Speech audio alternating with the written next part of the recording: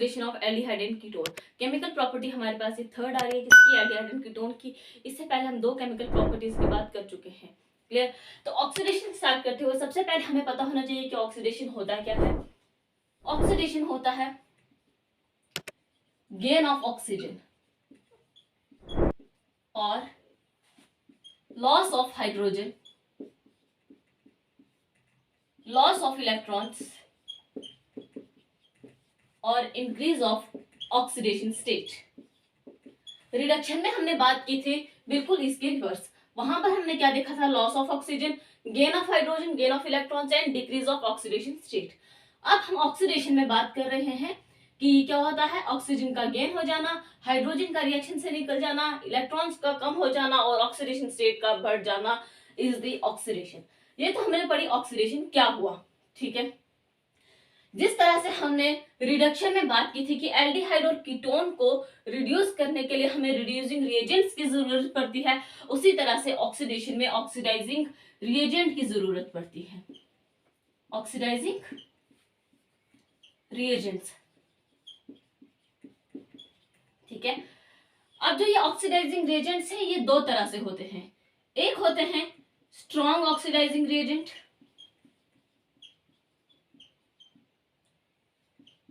Strong oxidising reagents, और दूसरे होते हैं हमारे पास mild oxidising reagents, mild oxidising reagents. जो ये स्ट्रॉन्ग ऑक्सीडाइजिंग रिएजेंट्स होते हैं ना, ये एल्डिहाइड हो या कीटोन हो, दोनों में रिएक्शन ऑक्सीडेशन जो होते हैं वो देते ही देते हैं। और अगर हम इनके रिएजेंट्स की बात करें, ये कैसे होते हैं, KMnO4, K2Cr2O7, H2SO4, concentrated HNO3, ये सब क्या आ जाते हैं हमारे स्ट्रॉन्ग ऑक्सीडाइजिंग रिएजेंट, क्लियर। मतलब अगर हम इसे एल्डिहाइड में यूज करें या हम कीटोन में यूज करें तो हमारे पास इसकी ऑक्सीडेशन होगी, जरूर होगी। लेकिन माइल्ड ऑक्सीडाइजिंग रिएजेंट की अगर हम बात करें तो ये होते हैं टॉलेंस रिएजेंट और फेलिंग रिएजेंट, मींस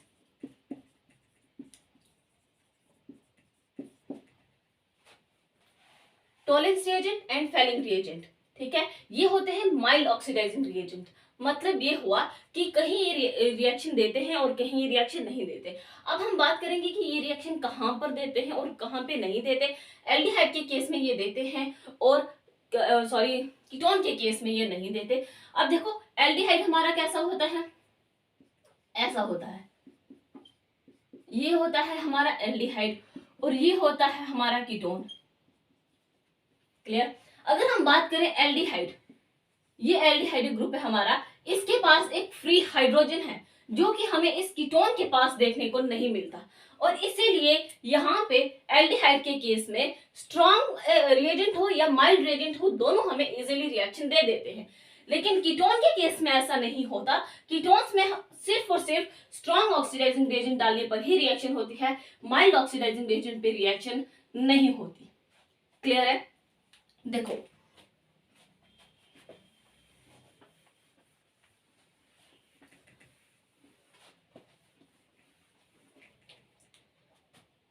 ये है हमारा एल्डिहाइड,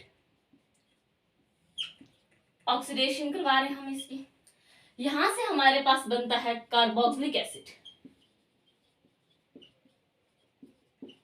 कार्बोक्सिलिक एसिड यानी कि कुछ ऐसा, क्लियर।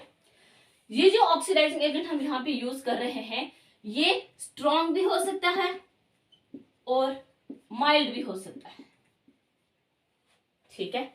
अगर हम इसमें एग्जाम्पल्स की बात करें,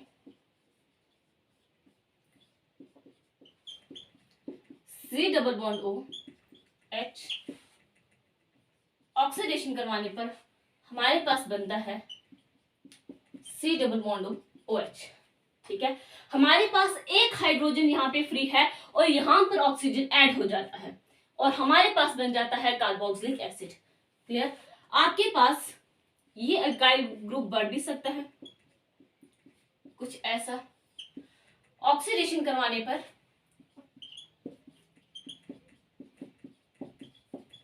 इस तरह से ये हमें रिएक्शन दे सकते हैं। यानी कि इथेनॉल से इथेनोइक बन गया, सॉरी प्रोपेनॉल से प्रोपेनोइक बन गया और यहाँ पे इथेनॉल से इथेनोइक बन गया। क्लियर।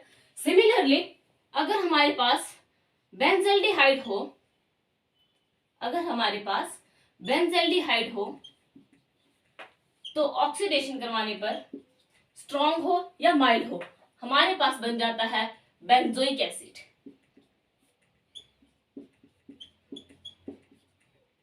क्या बन गया हमारे पास? Benzoic acid. ये हमारा बेंजल्डिहाइड है, ऑक्सीडेशन करवाने पर हमारे पास बन जाता है बेंजोइक एसिड। ये तो हम देख रहे हैं एल्डिहाइड के केस में। क्लियर। मूव करते हैं अगर हम कीटोन्स की ओर। हम ये ऑक्सीडाइजिंग एजेंट जो हमारे टोलेंस रिएजेंट है और फेरिंग रिएजेंट है, दोनों के बारे में बात करेंगे। उससे पहले एक हल्का सा कीटोन्स के बारे में देखें। नेक्स्ट हम ले रहे हैं कौन सा? कीटोन। ऐसा होता है हमारा कीटोन। कीटोन में हम कह रहे हैं कि अगर हमारे पास मान लो नॉर्मल कंडीशन है तो क्या रिएक्शन होगी? नॉर्मल कंडीशन पे नो रिएक्शन। क्लियर। अगर नॉर्मल कंडीशन पे रिएक्शन नहीं होगी तो क्या होगा? यहां पे जो हमें कंडीशंस चाहिए वो होनी चाहिए vigorous conditions. That is strong oxidising reagents। Clear. और साथ ही साथ चाहिए एंड एट हाई टेम्परेचर, तब जाके हमें कीटोन रिएक्शन देते हैं। क्लियर। यहां पर हम करवा रहे हैं स्ट्रॉन्ग ऑक्सीडाइजिंग रिएजेंट्स के साथ रिएक्शन हो रही है। और यहां पे देखो हमारे पास रिएक्शन कैसे बने होगी कि मिक्सचर ऑफ कार्बोक्सिलिक एसिड्स की फॉर्मेशन होगी। मिक्सचर ऑफ कार्बोक्सिलिक एसिड्स की फॉर्मेशन होगी। अब ये कैसे होगी ये देखते हैं। एग्जाम्पल की बात करें अगर RCH2 C double bond O CH2R। Clear. यहां पर देखो कि जो ये हमारा कीटोन है, यहां दोनों तरफ ग्रुप्स हैं। ये हमारा एक बॉन्ड और ये भी एक बॉन्ड है। क्लियर। इसे हम दे देते हैं बॉन्ड ए नाम और इसे दे देते हैं बी। अगर बॉन्ड ए क्लीव करेगा तो हमारे पास रिएक्शन कैसे होगी? R C double bond O OH, और अगर दूसरी तरफ R, आप इसे R डैश भी दे सकते हैं, CH2 C double bond O OH। ये कब होगा? जब आपका बॉन्ड ए क्लीव करेगा। जब आपका बॉन्ड ए क्लीव करेगा यानी कि कार्बन नंबर 1 और कार्बन नंबर 2 के बीच का जो बॉन्ड है, जब ये क्लीव करेगा तब आपके पास ये प्रोडक्ट आएंगे। लेकिन आपके पास पॉसिबिलिटी तो ये भी है कि बॉन्ड बी भी ब्रेक कर सकता है। जब बॉन्ड बी ब्रेक करेगा तब हमारे पास किस तरह से बनेगा? अगर हमारे पास यहां से ब्रेक किया R dash C double bond OH plus R CH2 C double bond OH।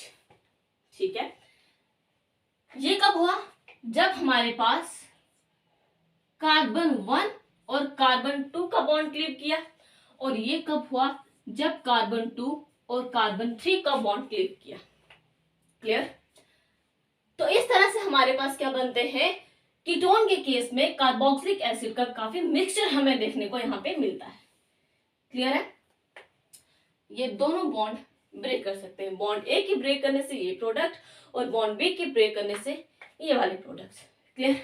अगर हम इसमें एग्जांपल देखें, देखो नॉर्मल कंडीशन पे एल्डिहाइड तो रिएक्शन देता है मगर कीटोन रिएक्शन नहीं देता।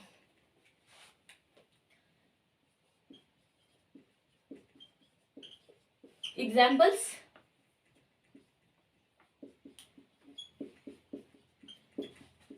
C double bond O CH2 CH3 oxidation करवा रहे हैं हम।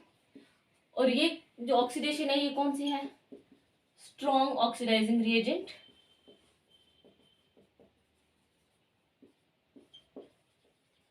यानी कि KMnO4 K2Cr2 H2SO4 concentrated HNO3 कुछ भी हो सकते हैं। And also at high temperature.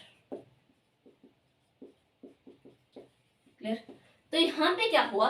जब हमारा बॉन्ड ए ब्रेक करता है ये ए बॉन्ड ले लेते हैं और ये बी बॉन्ड ले लेते हैं। बॉन्ड ए के ब्रेक करने से हमारे पास बनते हैं plus CH3 CH2 C double bond OH।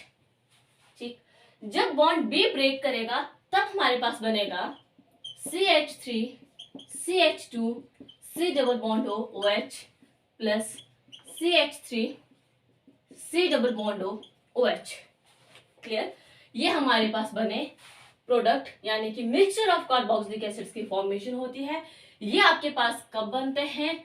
When bond A will break.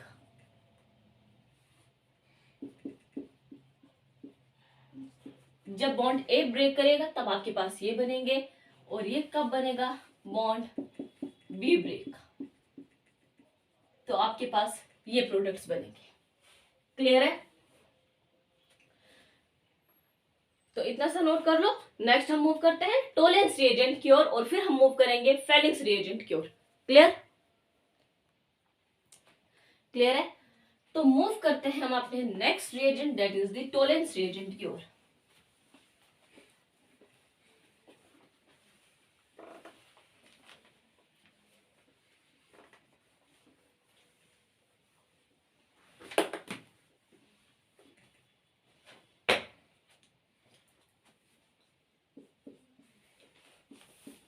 Tollens reagent या टोलेंस टेस्ट लिखो,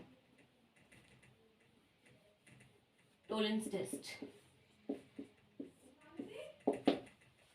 क्लियर? अब देखो, सबसे पहली बात क्या है, ये एक माइल्ड ऑक्सीडाइजिंग रिएजेंट है। क्या है ये? माइल्ड ऑक्सीडाइजिंग रिएजेंट है। सेकेंड थिंग इज दैट कि ये कलरलेस होता है, बेसिक नेचर का होता है। फोर्थ, अगर हम बात करें कि टोलेंस रिएजेंट कौन सा होता है, तो वो होता है AgNH3 पॉजिटिव। ये है टोलेंस रिएजेंट, और इसे हम कहते हैं सिल्वर मिरर टेस्ट भी कहते हैं। पहले कुछ पॉइंट लिख लेते हैं, फिर हम इस रिएजेंट के बारे में भी देखते हैं। Silver mirror test. Clear? Tollens test जो होता है ये हम क्यों यूज करते हैं? Is use to distinguish aldehydes from ketone, यानी कि एल्डिहाइड को हम क्या करते हैं? कीटोन से डिस्टिंग्विश करते हैं। क्लियर? साथ ही साथ हम ये भी कहते हैं कि बोथ एलिफेटिक और एरोमेटिक एल्डिहाइड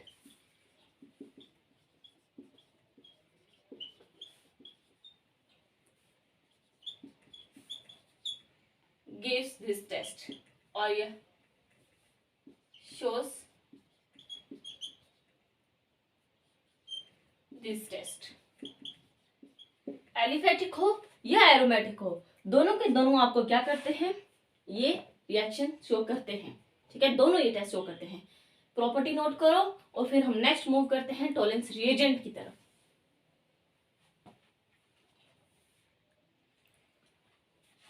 ओके, मूव करते हैं हम टोलेंस रिएजेंट। जो हमने ये बात की, देखते हैं ये क्या है, इसकी फॉर्मेशन कैसे होती है और ये यूज कैसे होता है, दोनों देखते हैं।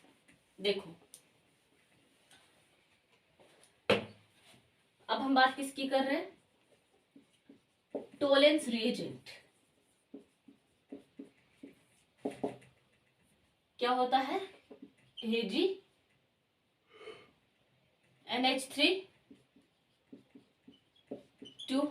पॉजिटिव, ये हमारा टोलेंस रिएजेंट।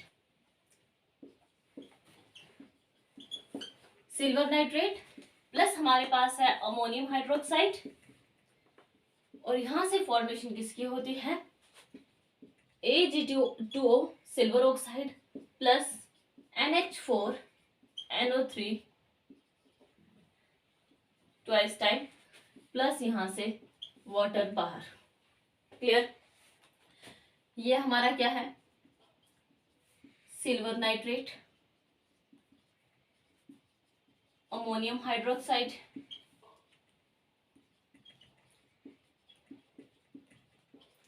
यहां से फॉर्मेशन होती है सिल्वर ऑक्साइड की, और प्लस NH4NO3 प्लस वाटर यहां से बाहर। और ये जो सिल्वर ऑक्साइड है यहाँ पर इसके बनते हैं PPTs, यानी कि प्रेसिपिटेट्स की यहाँ पर फॉर्मेशन होती है।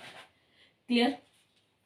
जो हमारा ये सिल्वर ऑक्साइड है ना, फर्दर हम इसको लेते हैं और यहाँ पर अगेन हम क्या यूज करते हैं, अमोनियम हाइड्रोक्साइड, और यहां से हमारे पास बनता है AgNH3 2OH प्लस 3H2O यहां से बाहर। क्लियर? ये हमारे पास बना।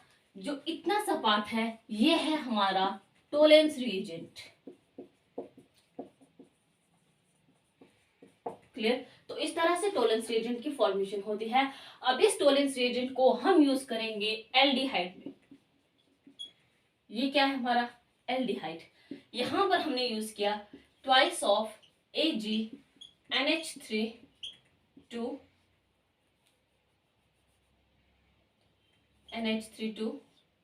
Positive plus OH, basic condition में हो रही है।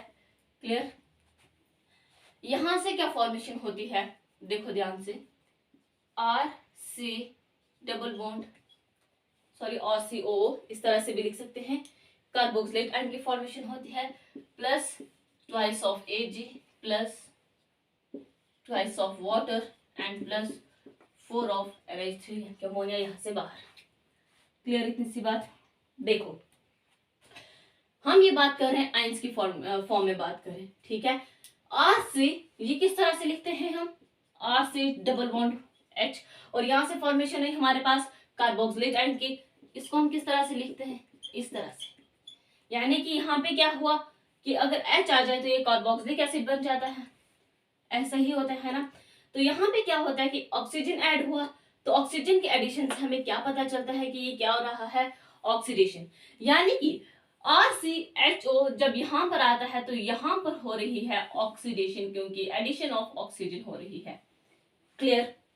दूसरी बात ये कि अगर आप यहाँ देखो, यहाँ पर जो हमारा सिल्वर है यानी कि Ag है ये पॉजिटिव में है, यानी कि यहाँ पे जो 2Ag पॉजिटिव आ रहा है।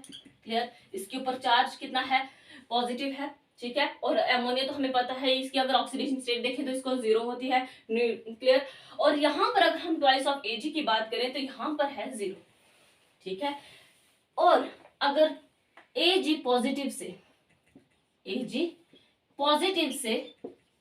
Ag 0 की तरफ जाए तो क्या होता है, पॉजिटिव से 0 की तरफ, यानी कि डिक्रीज हो रही है। तो यहाँ पे क्या हुआ, रिडक्शन। क्या हो रही है ये, रिडक्शन। यहाँ पे ऑक्सीडेशन हुई, यहाँ पे रिडक्शन हुई। क्लियर है इतनी सी बात। ये आगे हमारा क्या, टोलेंस रिएजेंट्स के साथ जो हमने करवाई, किसमें, एल्डिहाइड के साथ रिएक्शन करवाई, ठीक है।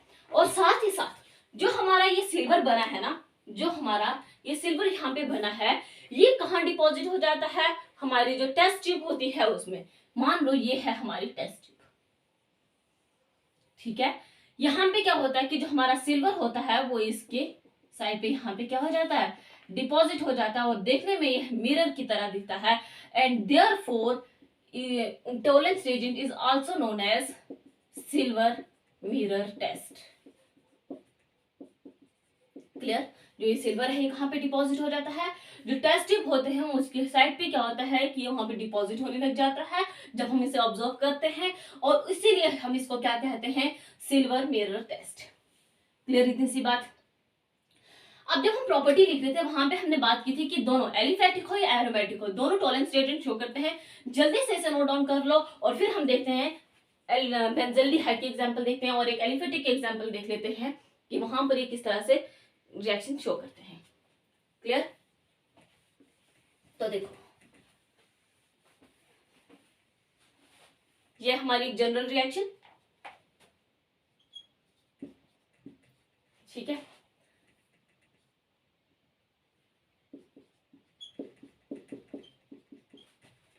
Plus twice of AgNH3 2 positive, ठीक है।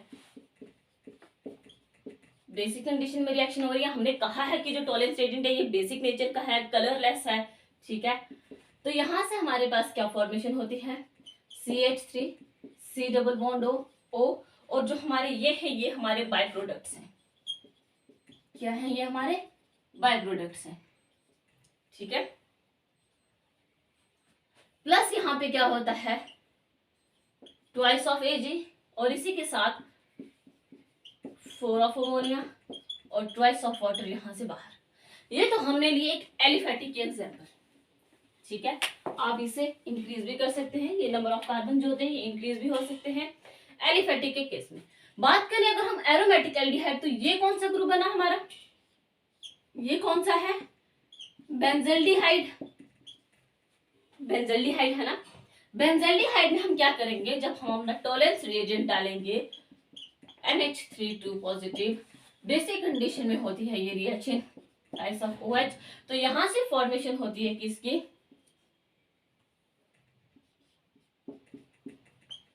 C double bond O negative, plus यहाँ पे क्या होता है twice of Ag plus 4 of ammonia यहाँ से बाहर, और साथ ही साथ एज अ बाय प्रोडक्ट यहाँ से ट्वाइस ऑफ वाटर भी यहाँ से बाहर चला जाता है। क्लियर, क्लियर है। यानी कि बेंजल्डिहाइड से आप क्या बना सकते हो, बेंजोनेट आयन बना सकते हो, ठीक है। ये एग्जांपल आपकी किसकी आ गई, एलिफेटिक एल्डिहाइड की, और ये है एरोमेटिक एल्डिहाइड की। क्लियर, ये एलिफेटिक एल्डिहाइड की एग्जांपल और ये एरोमेटिक एल्डिहाइड की एग्जांपल, ठीक है। अब हम टॉलेंस रिएजेंट में कीटोन्स की बात करते हैं, ठीक है। मूव करते हैं नेक्स्ट, कीटोन्स। हमने कहा कि जो टॉलेंस रिएजेंट है ये क्या करते हैं, सिर्फ और सिर्फ एल्डिहाइड में हमें देखने को मिलते हैं। यानी कि अगर हम एल्डिहाइड को थोड़ी सी भी अगर ऑक्सीडाइजिंग रिएजेंट को देते हैं तो हमें ये क्या करते हैं, रिएक्शन देते हैं। लेकिन कीटोन्स में हमने देखा कि कीटोन्स माइल्ड ऑक्सीडाइजिंग रिएजेंट का यूज ही नहीं करते, उनके हल्के से देने पर वो रिएक्शन शो ही नहीं करते, ठीक है। तो क्या टॉलेंस रिएजेंट माइल्ड ऑक्सीडाइजिंग होने के बावजूद क्या ये कीटोन्स के साथ रिएक्शन देगा, हमें अब उसी के बारे में बात करनी है, ठीक है। जनरली क्या होता है कि ketones does not show any reaction with Tollens reagent, ठीक है। ये बात मैंने क्या कही, जनरली ऐसा होता है कि कीटोन्स जो होते हैं वो टॉलेंस रिएजेंट के साथ रिएक्शन शो नहीं करते। रीजन, क्योंकि टॉलेंस रिएजेंट क्या है, एक माइल्ड ऑक्सीडाइजिंग रिएजेंट है। यहां पे आती है आपकी एक exception, except alpha hydroxy ketone. Alpha hydroxy ketone जो है, कीटोन होने के बावजूद भी क्या करता है, ये रिएक्शन देता है। अब ये अल्फा हाइड्रोक्सी कीटोन कैसा होता है उसके बारे में अगर बात करें, C double bond O COH CH3, जैसे ही हमने इसमें टॉलेंस रिएजेंट डाला AgNH3 2 पॉजिटिव, तो यहां पे क्या होता है, डाइकीटोन्स आर फॉर्म्ड। क्या हुआ, ये हमारे पास बने, अल्फा डाइकीटोन्स भी लिख सकते हो और डाइकीटोन्स भी लिख सकते हो कि alpha diketones are formed. Alpha hydroxy ketone, ठीक है। अल्फा हाइड्रोक्सी यानी कि कीटोन की अल्फा पोजीशन पे क्या है, एक हाइड्रोक्सी ग्रुप है। देखो ये है क्या हमारा एक ग्रुप, कीटोन ग्रुप है। कीटोन ग्रुप के साथ वाले कार्बन्स अल्फा कार्बन्स हैं। इन कार्बन पे ये जो ग्रुप है हमारा अल्फा कार्बन पे जो हाइड्रोक्सी ग्रुप है ये अल्फा हाइड्रोक्सी बना, और जिस कार्बन पे हाइड्रोजन है वो अल्फा हाइड्रोजन बने। क्लियर, तो ये है हमारा अल्फा हाइड्रोक्सी कीटोन।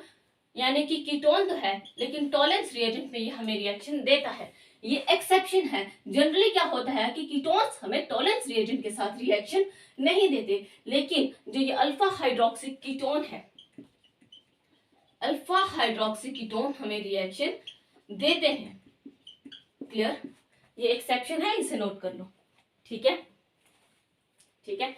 अब देखो एक और चीज है, एक और लिखो कि जो फॉर्मिक एसिड है ना, फॉर्मिक एसिड, वो भी हमें क्या करते हैं, टॉलरेंस रिएजेंट डालने पर रिएक्शन देते हैं, यानी कि शोज रिएक्शन, या आप ये कह सकते हो कि gives silver mirror test, silver mirror test. Formic acid कैसा होता है, HC डबल बॉन्ड OH। जैसे ही हमने इसमें टॉलरेंस रिएजेंट डाला, ठीक है, ऑक्सीडेशन करवा रहे, एक हाइड्रोजन फ्री है, तो यहाँ पे किस तरह से बनता है, देखो ध्यान से, यहाँ पे बनता है कुछ ऐसा, HOC डबल बॉन्ड OH, कुछ ऐसा बनता है।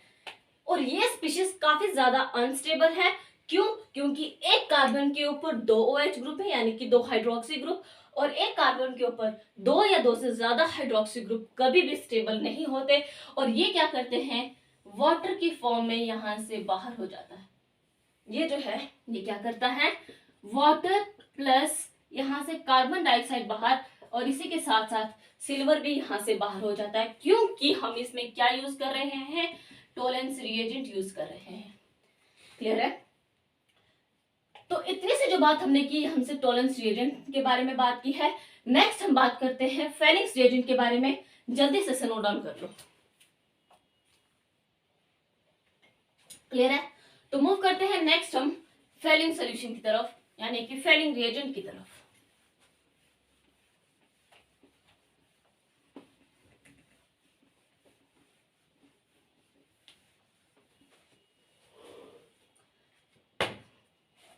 देखो क्या बात करेंगे, फेलिंग्स टेस्ट।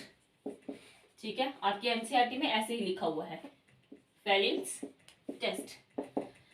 सबसे पहले इसकी भी कुछ प्रॉपर्टीज की अगर हम बात कर लें, फर्स्ट ऑफ ऑल ये भी एक माइल्ड ऑक्सीडाइजिंग रिएजेंट है। ठीक है, क्या है, माइल्ड ऑक्सीडाइजिंग रिएजेंट। एक चीज और कि ये ना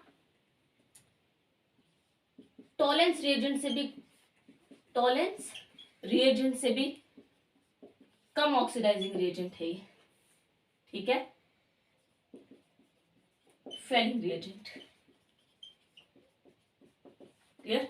यानी कि माइल्ड तो है, लेकिन टॉलरेंस से भी ज्यादा माइल्ड है, मतलब उससे और कम है। क्लियर? यानी कि अगर टॉलरेंस रिएजेंट और फेलिंग रिएजेंट में हम देखें तो अच्छा रिएजेंट कौन सा है, टॉलरेंस रिएजेंट। ठीक है, इनमें भी फेलिंग रिएजेंट और भी कम है। Clear? Second point is used to distinguish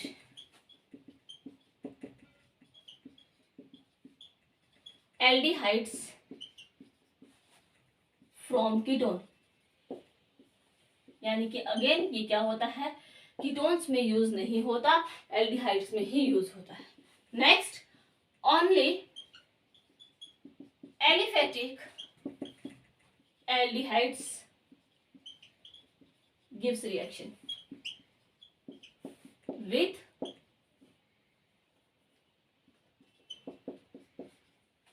Fehling reagent. Fehling reagent यानी कि यहां पे एरोमेटिक एल्डिहाइड जो होते हैं वो आपको रिएक्शन नहीं देंगे। क्लियर? ठीक है, इतना नोट कर लो, फिर हम बात करते हैं फेलिंग सॉल्यूशन की। ठीक है, जल्दी से नोट कर लो।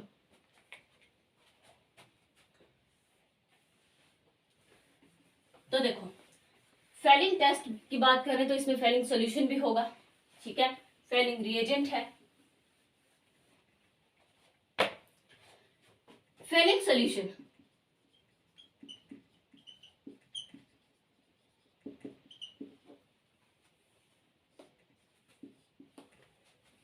दो सॉल्यूशन के बने होते हैं ये। ठीक है, फेलिंग ए और फेलिंग बी।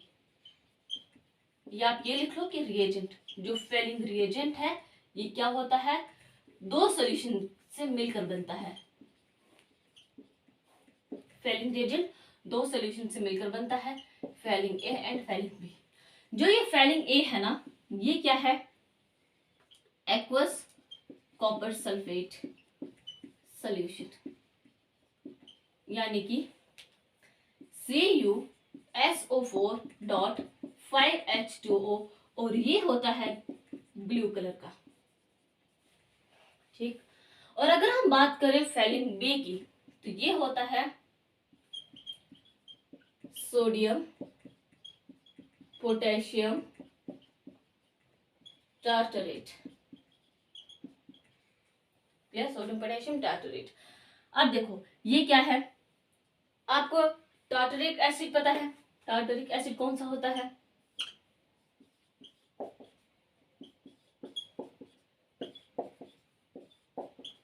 ये क्या बना हमारा टार्टरिक एसिड। क्लियर, हमने कहा सोडियम पोटेशियम टार्टरेट, यानी कि एक तरफ सोडियम और दूसरी तरफ पोटेशियम, तो ये बन गया सोडियम पोटेशियम टार्टरेट। क्लियर, इसको हम काफी कॉमन नेम से भी जानते हैं, that is the ROCHELLE Rochelle salt.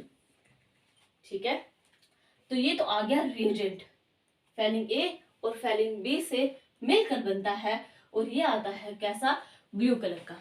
ठीक है, फेलिन टेस्ट में अगर हम बात करें जो इसमें रिएक्टिंग स्पीशीज होती है वो होती है Cu2 पॉजिटिव। ये क्या है इसकी रिएक्टिंग स्पीशीज, जैसे हमने टॉलेंस रिएजेंट में हमने बात की थी AgNH3 पॉजिटिव, उसी तरह से फेलिन टेस्ट में आ जाती है Cu2 पॉजिटिव। क्लियर, और ये दोनों सॉल्यूशन जो होते हैं ये इक्वल अमाउंट में होते हैं, मतलब ये नहीं कि ये ज्यादा होगा या एक ज्यादा या कम होगा, वैसा कुछ नहीं होगा, दोनों की जो अमाउंट है वो इक्वल है। क्लियर, अब हम बात करते हैं इसकी रिएक्शन की, नोट कर लो। देखो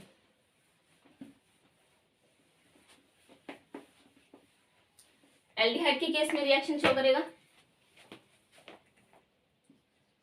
R(C)OH Cu2 positive reacting species है प्लस OH नेगेटिव बेस, यहां से हमारे पास यहां से क्या बनता है R यानी कि एक कार्बोक्सिलेटाइड प्लस Cu2O और यहां से जाता है वाटर बाहर। ठीक है, जो ये Cu2O है ये क्यूप्रस ऑक्साइड है, ये क्या करता है रेड ब्राउन प्रेसिपिटेट फॉर्म करता है, रेड ब्राउन पीपीडीज। क्या है ये क्यूप्रस ऑक्साइड। क्लियर, और जो ये है ये क्या है ब्लू कलर देता है Cu2 पॉजिटिव। ठीक है, देखो अगर हम इसमें देखें एग्जाम्पल की बात करें तो ये जो है जो एलिफेटिक कंपाउंड्स हैं ये तो हमें इजीली रिएक्शन दे देते हैं। क्या करते हैं ये इजीली हमें रिएक्शन दे देते हैं, लेकिन जो हमारा आ जाता है बेंजल्डिहाइड ये रिएक्शन नहीं देता। Cu2 positive plus OH negative, क्या ये रिएक्शन देगा, नो रिएक्शन। ठीक, ये रिएक्शन नहीं देगा, क्यों, क्योंकि ये बहुत कम ऑक्सीडाइजिंग रिएजेंट है। क्लियर, माइल्ड तो है ठीक है, लेकिन ये उससे भी ज्यादा कम है, टॉलेंस के कंपैरिजन में उससे भी ज्यादा कम है, और इसीलिए ये क्या करता है बेंजल्डिहाइड के साथ रिएक्शन शो नहीं करता। ठीक, लेकिन अगर इसमें टॉलेंस रिएजेंट हो तो क्या ये रिएक्शन शो करेगा इस बेंजल्डिहाइड में। ठीक है, ये तो आ गया फेलिन, नो रिएक्शन, लेकिन अगर टॉलेंस रिएजेंट हो तो क्या रिएक्शन शो करेगा, बिल्कुल करेगा। वहां पर हमारे पास कैसे बनता है ये। ठीक है, वहां पर क्या होता है कार्बोक्सिलेटाइड की फॉर्मेशन हो जाती है, यानी कि जो बेंजल्डिहाइड है ये टॉलेंस रिएजेंट के साथ तो रिएक्शन शो करते हैं, लेकिन फेलिन रिएजेंट के साथ रिएक्शन शो नहीं करते। क्लियर, तो इतना जो हमने देखा ये फेलिन टेस्ट में देखा, और इसी के साथ साथ जो हमारी ऑक्सीडेशन है एल्डिहाइड और कीटोन की वो कंप्लीट होती है। एक हमारी और रहती है जिसमें हम हेलोफॉर्म टेस्ट के बारे में बात करेंगे, वो वीडियो आपको इसके बाद मिलेगी। एंड आई होप कि ये वीडियो आपके लिए हेल्पफुल रही होगी। Thank you so much.